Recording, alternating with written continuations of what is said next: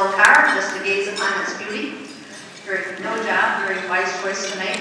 I want to say to the League of Minority Voters that I am very, very proud of you. I am very proud of the trail that you brave and blaze for justice and for fairness and for equality. And in this time in history, in more than any time in my life, we need such a trail. We need trailblazers. I appreciate you and I thank you. I want to say that I went into this campaign originally out of absolute agony and great despair over the direction my country was going. I was raised in the 50s and 60s where we believed the sky was the limit. We aimed for the moon and we got there. We expected to be on the front lines of change. We expected to go for our first choice. I don't recognize my country lately, and I'm wanting to recognize it again very soon. I don't understand the idea of us being so behind on the times, behind on global warming, behind on fairness and equality. I've been sad, like Steve mentioned, about some of the decisions of the Supreme Court.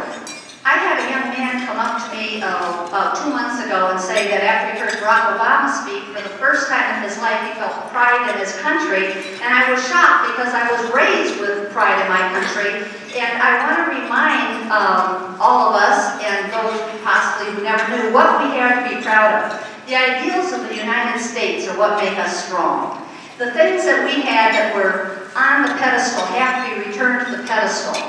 3 of those things are, the Supreme Court used to be on a pedestal where people understood that there wasn't any higher to go. They were in a position of absolutely making sure justice came upon the land. We have to have that again. The presidency used to be on a pedestal, at least enough that instead of being a decider, a self-appointed decider, it was a presider. It was a position that was to make things work and function in a balance of power. We need to get that back on the pedestal again. Congress used to be on a pedestal. It knew that it was to take the voice of its own state. It was to go there and represent. And it has gotten very disappointing in many ways, and that needs to get back on the pedestal.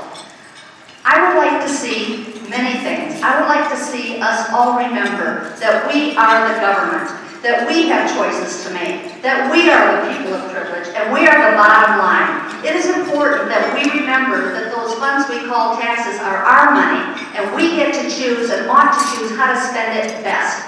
We need to stop spending on a war in Iraq. We need to spend it on health, education, welfare, labor, economy, ecology. Thank you very much.